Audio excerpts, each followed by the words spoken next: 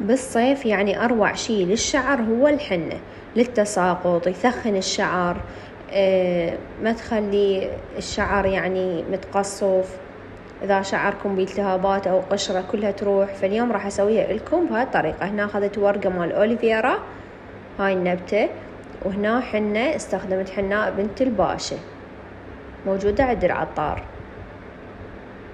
هسه هنا هذا الأوليفيرا، هنا مثل ما تشوفون عندي هذا دم الغزال منقعته بمي حار، ونقعت وياه شوية شاي حتى اللون يكون حلو.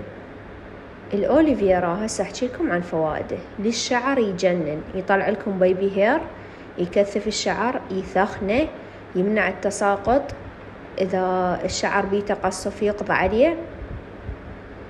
هنا مثل ما تشوفون راح أضيف كمية الحنة اللي أحتاجها. طبعا بالصيف لازم حنة، لازم أقل شي فد بالشهر 4 مرات، يعني بالأسبوع مرة. أنا بطريقتي شو أسوي؟ أعجنها الصبح وبالليل أخليها وأنام بيها، ثاني يوم الصبح أغسلها. هنا أنا طبعا راح أخلي حبوب الفوليك أسيد من الصيدلية، أفتح حبايتين وأضيفها للحنة. الفوليك أسيد مثل ما تعرفون هو يستخدم لفقر الدم وفيتامينات، يعني فوائده بالحنة بعد راح تكون أقوى. تقدرون تضيفوه للشامبو كذلك. هنا شوفوا طريقة القص مال الأوليفيرا، مو الصبار، انتبهوا، نزيل هذا الطرف، هو بس هذا يشكك ومو كلش يشكك، ونزيل الطرف الثاني. النوب شوفوا ايش راح نسوي.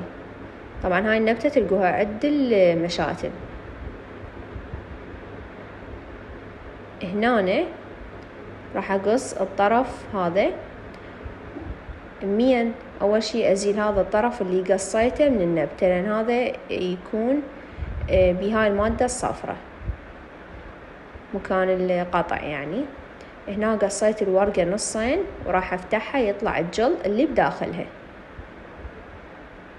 شوفوا هسه، شوفوا شلون راح أطلع الجل اللي بداخلها بالسكينة. تقدرون تطلعوه وتخلطوه بالخلاط وتضيفوه للحنة، تقدرون لا بهاي الطريقة تقشطوه ينزل الجل مثل ما تشوفون على الحنة. تقدرون تستخدمون الجل نفسه وحده على جذور الشعر وعلى الشعر نفسه، يعني تقشطوه بماعون نظيف وتخلون الجل مال الأوليفيرا على شعركم يوميا عادي. هنا أنا راح أضيف المي مال دم الغزال. طبعا إذا تردوها حمرا ضيفوا دم الغزال، إذا تردوها سودا بس شاي، إذا تردوها جوزي قهوة، إذا تردوها على صفار أو شقار خلوا كركم مال جسم مو مال طبخ، مال جسم تلقوه عند العطار. هنا راح أبدأ أعجن. الحنة تحب عجن هواية حتى تكون سلسة وقوامها كريمي، مو سووها ثخينة، ما يصير الحنة تكون ثخينة للشعر، لازم خفيفة. ولبسوا كيس أبيض، لفوا شعركم بشال حتى لا تنقط. إذا ثخينة الشعر ما يستفاد من عدها.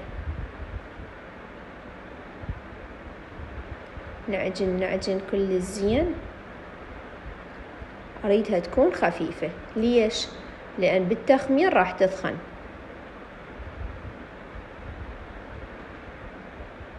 شوفوا هنا بدأ يوقع مثل ما شاي عادي.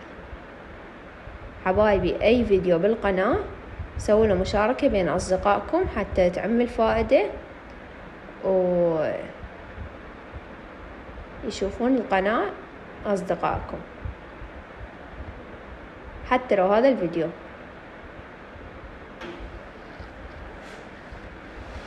تخلوها بالليل للصبح أو بالنهار 5 ساعات وتغسلوها بس بمي أول غسلة. باي باي.